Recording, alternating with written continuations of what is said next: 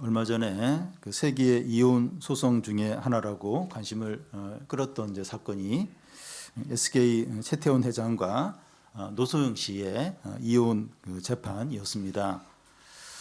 재판 분할 금액이 1조 원대가 될 수 있다고 해서 큰 화제가 되었습니다. 최 회장은 이제 자기 부인 말고 현재의 동거인을 만났고 따로 살림을 차려서 살고 있습니다. 이것이 이제 간통이죠. 이 간통을 정의하면 결혼해서 배우자가 있는 사람이 이 배우자가 아닌 사람과 불륜행위를 이제 말합니다. 우리나라는 그 10년 전에 헌법재판소에서 이 간통을 범죄로 여기지 않는다는 그런 판결을 내렸습니다. 그래서 우리나라는 이 남편이나 아내가 간통을 했다고 고소해도 처벌받지 않습니다. 이 간통은 전근대적인 죄라는 거죠. 이 부부 사랑에 이제 문제가 생겨서 이제 부부 사이에 일어나는 일을 국가가 이제 처벌하는 것은 시대에 뒤떨어진 일이라는 겁니다. 이 간음은 이제 간통과 비슷합니다. 하나님은 모세를 통해서 가나안의 입성을 앞둔 이스라엘 백성들에게 십계명을 이제 지키라고 하면서 간음하지 말라고 합니다. 레위기 20장에 이제 간음의 종류들이 나와 있는데 이런 간음을 행하는 자는 죽이라고 합니다. 왜냐하면 이 간음은 하나님께서 세우신 결혼 제도를 파괴하고 이스라엘 사회를 무너뜨리는 것이 되기 때문입니다. 이 간음하지 말라는 계명은 이제 7계명이고 이제 8계명은 이제 도둑질하지 말라는 계명입니다. 도둑질은 치안이 잘 되지 않던 시대나 전쟁이나 이 재난 등으로 극한 상황에 있는 그런 데서 이제 도둑질이 일어나는 것이지 현대 도시에서는 일어나지 않을 거라고 생각을 할 수 있는데 그렇지 않다는 거예요. 현대 도시 또 선진국이라 하는 그런 곳에서도 이 도둑질이 일어나고 있습니다. 이 전세 사기, 보이스피싱, 주가 조작 등으로 신형 새로운 어떤 이 도둑질들이 많이 생기고 있습니다. 모세는 가나안 입성을 앞두고 있는 이스라엘 백성들에게 십계명을 이제 설교하면서 백성들이 십계명을 잘 지키면 이 하나님의 축복을 받아서 가나안에서 오래 이제 살 것이지만 이 십계명 말씀을 지키지 않으면 하나님의 저주를 받아서 가나안에서 쫓겨난다고 하십니다. 십계명 말씀은 아주 짧으면서도 부정적으로 되어 있습니다.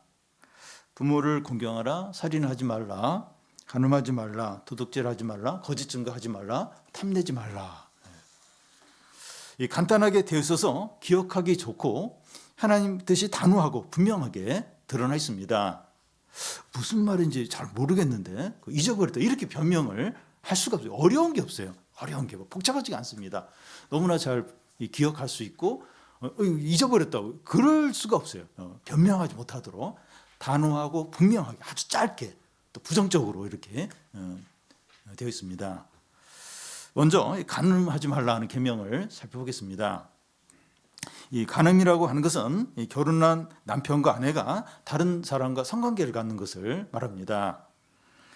레위기 20장 10절에서 21절에 보면 이 간음에 해당하는 사례들이 구체적으로 이렇게 나와 있습니다. 10절에 보면 이 간음의 대표적인 예가 나오는데 이 결혼한 사람이 이 배우자 외에 다른 사람과 성관계를 갖는 거죠. 또 11절, 12절에 보면 이모나 고모나 어떤 근친 간의 어떤 성관계를 이제 말하고 또 13절에는 동성 사이의 어떤 관계, 동성애를 말하고 또 15절과 16절은 동물과의 어떤 성관계 갖는 것을 말합니다. 이런 죄들이 그 당시 그 가나안 민족들에게 행해지고 있었다는 거예요. 그러니까 이런 일이 있을 수 있는데 가나안에서 그 당시 가나안에서 이런 간음이 이제 행해지고 있었던 겁니다. 하나님은 곧 가나안으로 들어가게 되는 이스라엘 백성들에게 이런 죄들을 따라서 행하지 않도록 경고를 이제 하고 있는 겁니다.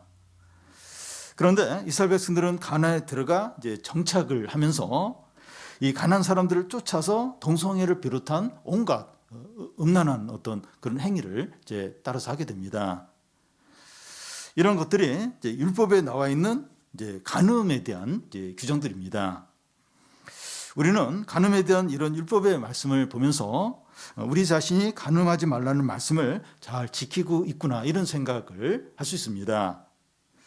그러면서 이런 규정을 지키지 않는 사람들을 향하여 정죄하고 비난하기 쉽습니다. 요한복음 8장에 나온 이 서기관들과 바리새인들처럼 하는 거죠.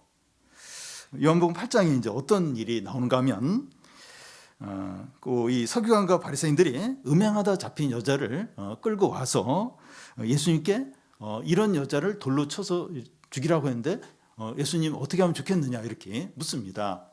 그때 예수님이 죄 없는 자가 먼저 돌로 치라 이러면서 이렇게 고개를 숙이고 땅에 뭔가를 이렇게 쓰시는 거예요. 시간이 얼마나 지났을까? 막 돌로 쳐야 된다고 막 모여들었던 사람들이 하나둘씩 다 돌아가고 여자와 예수님만 남게 됩니다. 예수님은 나도 너를 정죄하지 않겠다 하시면서 다시는 죄를 짓지 말라고 이렇게 하면서 돌아가게 이제 합니다. 서기관과 바리새인들과 그곳에 있는 사람들은 이 간음하지 말라는 율법의 말씀을 다 지켰다고 생각하고 이 간음하다 잡힌 여자를 데려왔습니다. 그런데 예수님이 간음한 죄가 없는 사람은 먼저 돌로 치라 이렇게 하자 양심이 찔려서 다 이제 돌아가 버린 겁니다. 무슨 말인가 하면 간음죄를 짓지 않은 사람이 아무도 없었다는 거예요.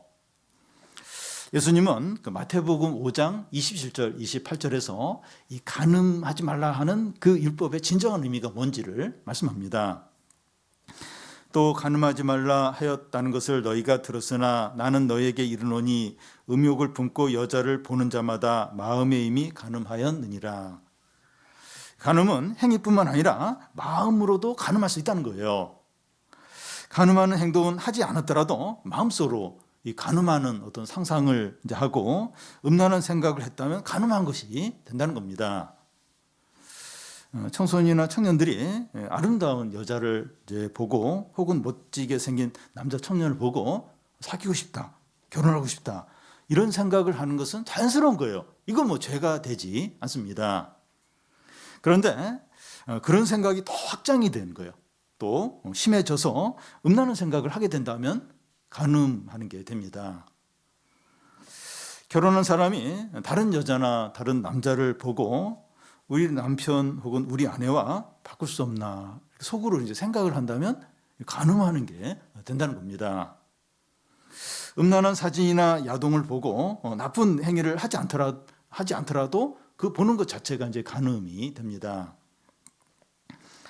율법서에 이 간음하지 말라는 이제 말씀을 지킨 분들은 한번 손들어 보라고 하면 많은 분들이 손을 들 수 있어요.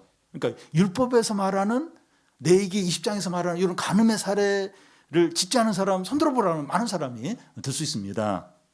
그런데 예수님이 말씀하시는 이 기준으로 간음하지 말라는 것을 지킨 사람을 손들어 보라고 하면 아무도 들 사람이 없을 겁니다. 간음하지 말라는 계명이 십계명에서 가장 어려운 계명 중에 이제 하나라고 생각됩니다.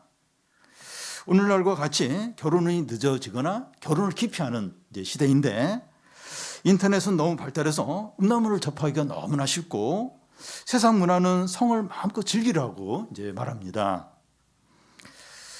현대로 가면 갈수록 성이나 가정이나 이 결혼에 대한 전통적이고 절대적인 기준들이 다 깨지고 있습니다. 이런 시대에 순결이나 부부의 이 정조는 너무나 가볍게 여겨집니다. 그러니까 뭐 40대, 50대 되면 대놓고 이렇게 뭐 애인을 만들고 그런 걸 뭐 당연시 이렇게 여기는 그런 분위기입니다. 여러분, 간음 문제는 우리에게 성욕이 있기 때문입니다. 천사들에게는 이 간음의 문제가 없어요. 그런데 이게 육체를 가진 우리에게 성욕이 있기 때문에 이 간음 문제가 있는 거죠.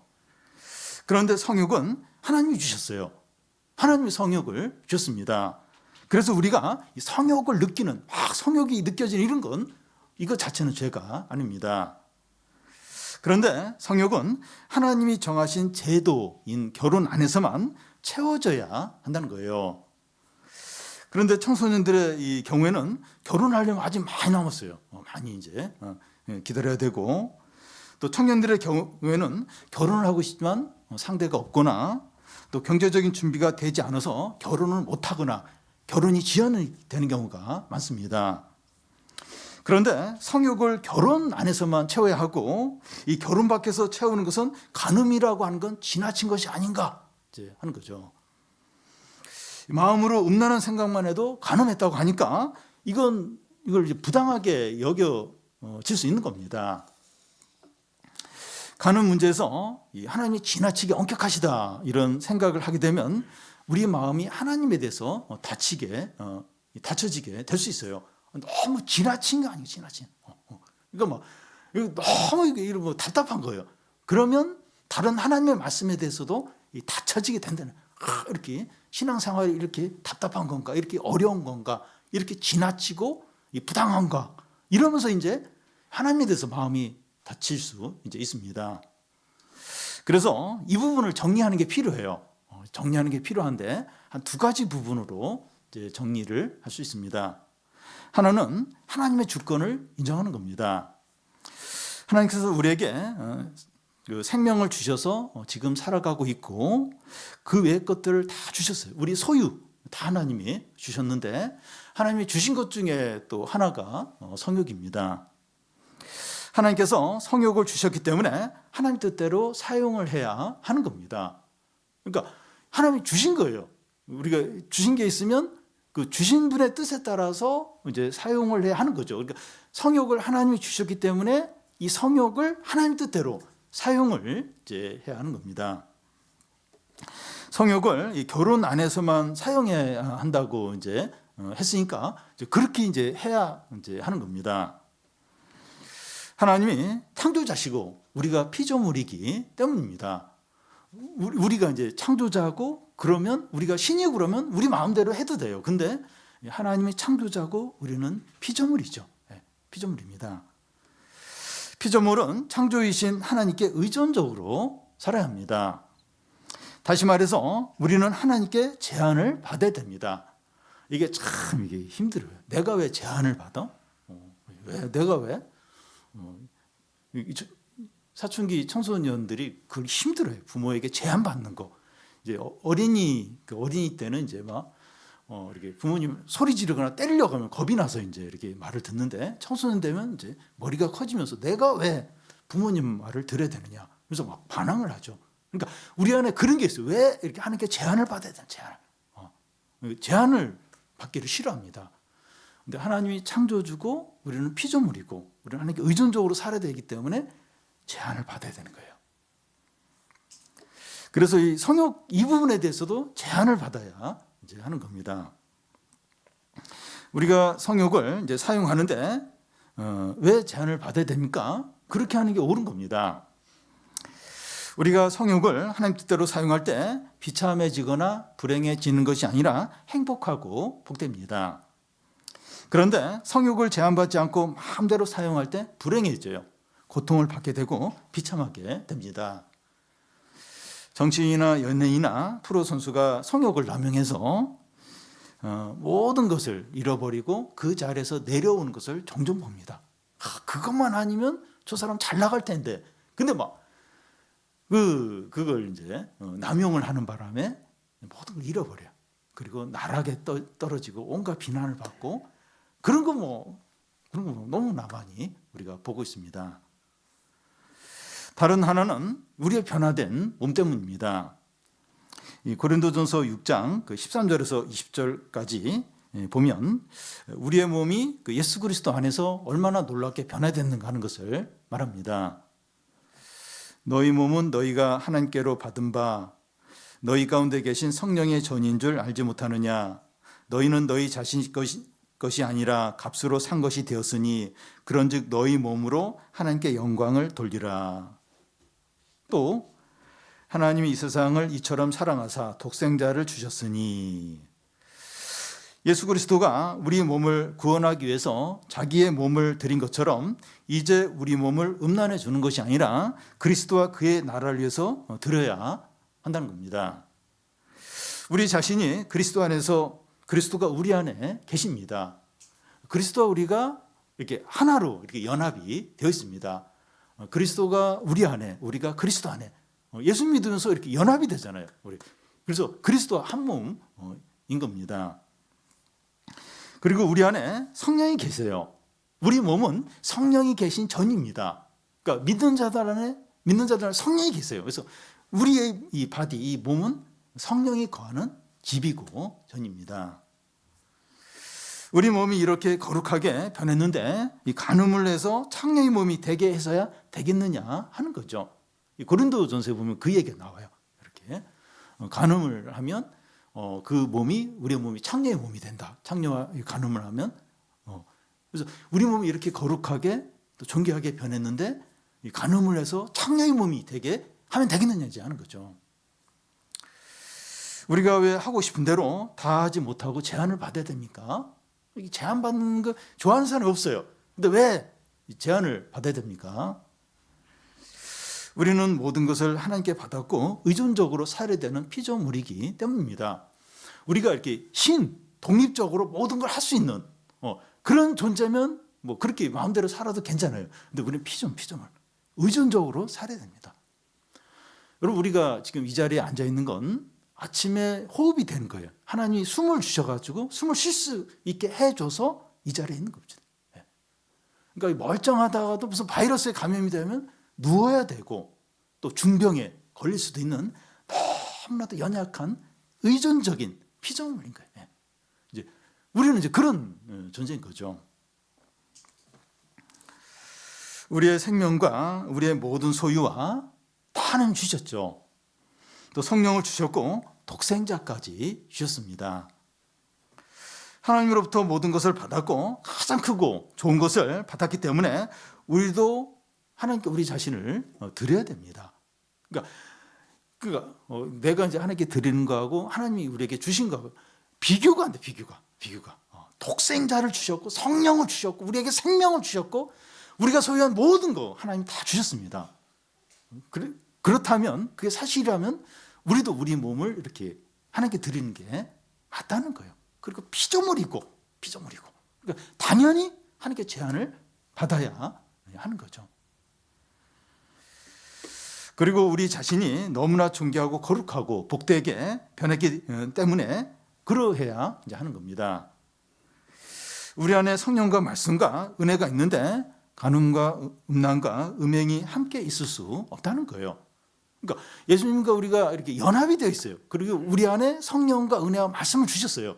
근데 우리가 이렇게 간음을 행하고 음행을 하고 막 이러면 은혜와 이 성령과 말씀이 그 간음과 음행이 같이 이렇게 있어야 되는데 불가능하대. 그럴 수가 이제 없다는 거죠. 우리는 이 간음에 대해서 이 돌을 들어서 누구에게 던지는 자입니까? 아니면 돌에 맞아야 할 자들입니까? 예수님의 기준을 보면 우리 중에 한 사람도 그 예외 없이 돌에 맞아야 될 죄인입니다. 우리는 회개하고 그리스도의 피가 우리를 정결케 하고 은혜와 성령과 말씀으로 가득 채워지도록 구하시기 바랍니다. 성령과 은혜와 말씀은 깨끗한 그릇에 임하게 돼요. 우리는 깨끗하지 않아요. 중요한 건 내가 돌맞아야 될 죄인입니다. 고백을 하고 회개를 하고 그리스도의 피로 정결케 되도록 구하고 그러면 이제 깨끗한 그릇이 되죠. 또 좀 지나면 또 더러워져요. 또 회개하고 또 이렇게 은혜를 구하고 그럴 때 이제 은혜와 성령과 말씀이 충만하게 거하는 거죠. 그러면 그 사람의 삶이 놀라워요. 그 은혜와 성령과 말씀으로 참 놀라운 어떤 능력의 삶, 영광의 삶을 살게 되죠. 왜 우리에게 능력이 나타나지 않을까? 왜 은혜가 없을까? 왜 이 하나님의 기쁨이 우리 안에 없을까? 그러니까 어떤 면에서 우리의 이 그릇이 깨끗하지 않아서 그럴 수 있습니다. 그래서 내가 참 철저한 죄인이구나, 참 돌맞아야 될 죄인이구나 하는 거 인정하고 좀 회개하고 그리스도 피로 우리 마음이 정결케 되도록 해서 은혜와 성령과 말씀이 충만해지도록 이제 합니다. 다음은 이 8계명인 도둑질하지 말라는 겁니다. 모세가 가나안 입성을 앞두고 이스라엘 백성들에게 10계명을 이제 설교할 때가 지금으로부터 3,500년 전입니다. 그 당시에 다른 나라들은 왕과 귀족이 땅을 다 차지하고 이 백성들은 소작농으로 이제 일했습니다. 그래서 일반 백성들에게 자기 땅이나 사유재산이라는 게 없었어요. 그런데 이스라엘 백성들은 곧 이제 가나안 땅에 들어가게 되면 이 자기 땅을 분배받고 사유재산을 갖게 됩니다. 지금으로부터 3,500년 전 고대 사회에서 일반 백성이 자기 땅과 사유재산을 갖는다는 건 그건 있을 수 없는 일이에요. 너무나 특이한 이제 경우입니다. 사람들이 자기 땅이나 사유재산이 없다가 생기면 너무나 감사하면서 베풀며 이렇게 살 것 같은데 사람들 안에 욕심이 있기 때문에 더 가지려고 합니다. 그러다 보니까 남의 것을 도둑질까지 하는 거예요. 그 당시 이스라엘 백성 가운데 가장 심각한 도둑질이 다른 사람의 땅을 빼앗는 겁니다. 이웃에 사는 사람이 빚을 갚지 못해서 먼 곳에 이제 종으로 팔려갔다가 희년이 되어서 이제 돌아오는데 힘 있는 사람이 이웃들에게 뇌물을 주어서 이 가난한 사람이 이곳에 살지 않았다고 거짓 증거를 하게 하는 거예요. 그러면서 그 가난한 사람의 땅을 빼앗는 겁니다. 이게 이제 지게표를 옮기는 건데 지게표를 옮기는 그걸 가장 큰 악으로 하나님은 보시고 이걸 도둑질이라고 이렇게 합니다. 그리고 귀족이나 제사장이나 족장들이 힘없고 가난한 자들의 작은 재산을 빼앗고 그 아모스서에 보면 흰 한 켤레 같은 작은 빚을 갚지 못하면 종으로 팔아버리는 거예요. 힘 있는 자들이 그렇게 하는 겁니다. 이 모든 것이 도둑질이죠. 그런데 이 도둑질은 남의 돈과 물건을 훔치는 것만 있는 것이 아니라 다양한 형태로 나타납니다.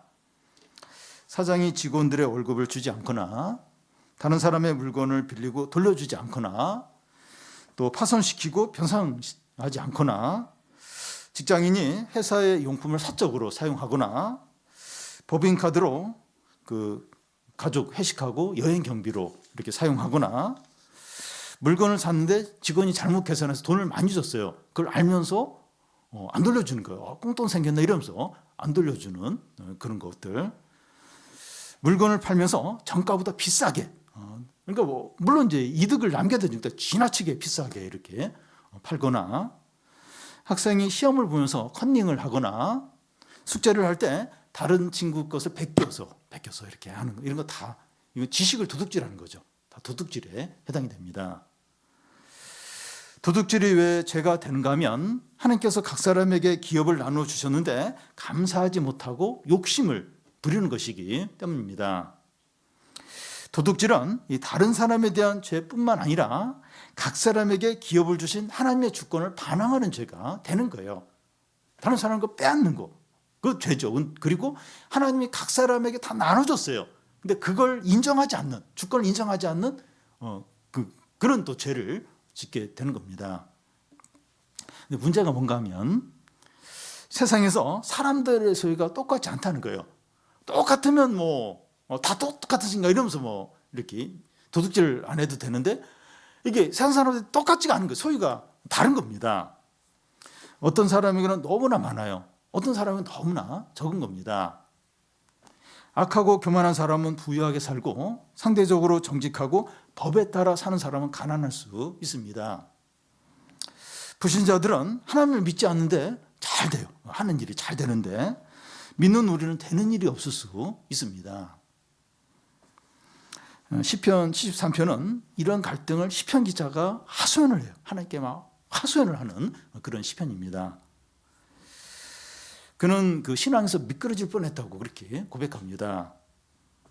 그런데 그가 성전에 가서 깨닫게 된 것은 악하고 교만한 자의 최후가 이 풀이 한순간에 베어져서 시들어 죽어버린 것처럼 이 부한 자, 이 교만하고 악한 자들의 최후가 그렇다는 것을 깨닫게 되면서 이제 그걸 정리를 하게 됐다고 그렇게 고백합니다. 그래서 우리는 현재 소유만 보면 안 되고 하나님 앞에서 궁극적으로 어떻게 되는가 하는 걸 봐야 돼요. 그 마지막이 어떻게 되는가, 본질이 어떤가 그걸 봐야 됩니다. 현재 지금 막 비교하고 그러면 안 되고 하나님 앞에서 궁극적으로 결국 마지막이 어떻게 되는가 그걸 봐야 됩니다. 그러면 지금 당장에 우리 소유가 남들보다 너무 적어서 많아지고 싶으면 어떻게 됩니까? 너무 적은 거예요. 뭐 많아지고 싶으면 꼭 죄는 아닙니다. 많아지고 싶으면 어떻게 됩니까? 정당한 방법으로 노력해서 소유를 늘리려고 애쓸 수 있어요. 그건 죄가 아닙니다. 이렇게 상실해서 돈을 좀 벌어야겠다, 재산을 늘려야겠다. 그건 이게 죄가 아닙니다. 근데 안 돼요. 그렇게 해도 돈이 안 벌려요. 이 재산이 이렇게 잘 안 늘어나요. 그러면 뭐 어쩔 수 없는 거죠. 이렇게 노력해도 안 되면 어쩔 수 없는 겁니다. 세상 사람들은 이런 경우에 불법과 거짓말과 속임으로 부당하게 막 챙겨요. 안 되면 이런 방법을 이제 쓰게 되는데, 우리도 적당히 그렇게 하면서 남들 다 그렇게 하는데 뭐 법으로도 이렇게 그래도 법에 접촉도 안 되는 것 같은데 이러면서 합리화시키지 않아야 됩니다. 여러분 보면 전세 사기 아주 악한 사람인데 별로 그렇게 엄하게 처벌을 안 받아요. 그러니까 세상에 이렇게 돈을 벌려고 하면 법망을 피해서 얼마든지 돈을 벌 방법들이 있습니다. 그러니까 남들 다 그렇게 하는데 법적으로 봐도 큰 문제가 없는데 뭐 그렇게 좀 해도 되지 뭐.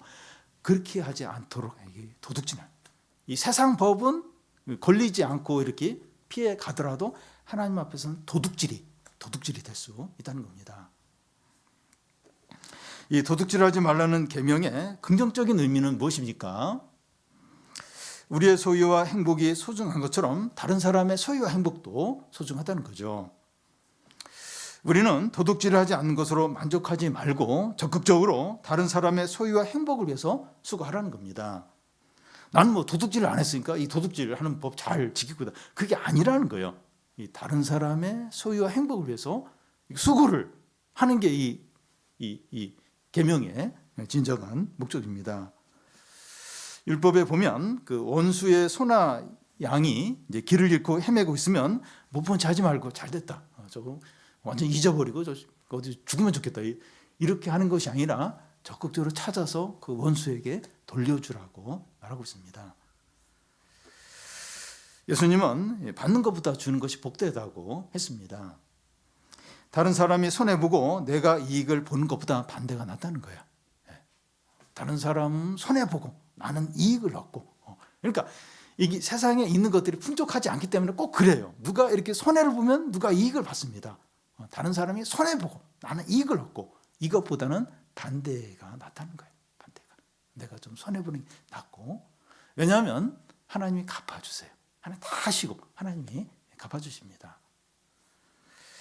돈을 사랑하는 것은 일만 뿌리고, 이 부자가 되려고 하는 자는 시험과 올무에 걸리고 파멸과 멸망에 빠진다고 했습니다. 불로소득을 좋아하지 말고 건물주들 가만히 앉아 일을 안 해도 뭐 이렇게 한 달에 몇백씩 몇천씩 들어 불로소득 이런 거 부러워하지 말고 열심히 일해서 돈을 벌려고 해야 됩니다. 다른 사람의 부유한 것을 시기하지 말고 우리 소유로 만족을 하는 거예요. 받기보다는 베풀려고 하는 겁니다. 나는 뭐 누구 챙겨주고 받는 건 없고, 그런 사람이 있어요. 생일을 다른 사람 다 챙겨줘요. 근데 정작 자기 생일은 이제 사람들이 기억을 안 하는 거예요. 너무 이제 화가 날 수 있는데 그게 잘하는 겁니다. 잘하는 겁니다. 이렇게 하는 것이 하나님 나라와 그의 의를 구하는 것인데, 하나님께서 이런 자들의 필요를 채워주신다고 하십니다. 그러니까 막 현금으로 눈에 보이게 막 이렇게 그렇게 되지 않더라도 이렇게 부족함이 없다. 참 풍족하다. 참 너무 감사하다. 이런 고백을 하게 합니다. 하나님 또 이렇게 다 이렇게 챙겨주세요. 그래서 부족함이 없게, 풍족하게. 그걸 느끼 본인은. 남들은 뭐 이렇게 그런지 모르는데 본인은 하나님이 채워주시는구나. 참 부족함이 없구나. 풍족하구나. 이런 고백을 이제 하게 하십니다. 이것이 불법이다. 남의 것을 빼앗는 것이고 거짓말을 하는 것이라면 아무리 좋은 것이라도 포기하기 바랍니다. 이게 불법이에요. 거짓말. 이거 도둑질이에요. 그러면 작은 거라도 너무 좋고 너무 아깝고 그냥 이렇게 한번 눈 감고 이렇게 해도 될 것 같고 그렇게 하지 말라는 거예요. 포기하고 내려놓으라는 겁니다. 그리고 세상과 주위 사람들이 다 음란하고 간음하더라도 우리는 성에 대해서 이 하나님이 정하신 말씀에 기꺼이 제한받고 우리의 몸이 성령이 거하시는 전이고 주님과 연합한 그런 몸임을 기억하고 행동뿐만 아니라 이 생각으로라도 이 간음을 버리시기 바랍니다. 우리는 누구에게 돌을 던질 자리에 있지 않고 돌에 맞을 자리에 있는 죄인들입니다. 우리는 진정으로 회개하고 성령과 은혜로 충만케 되어서 하나님의 영광을 위해서 사시기를 바랍니다.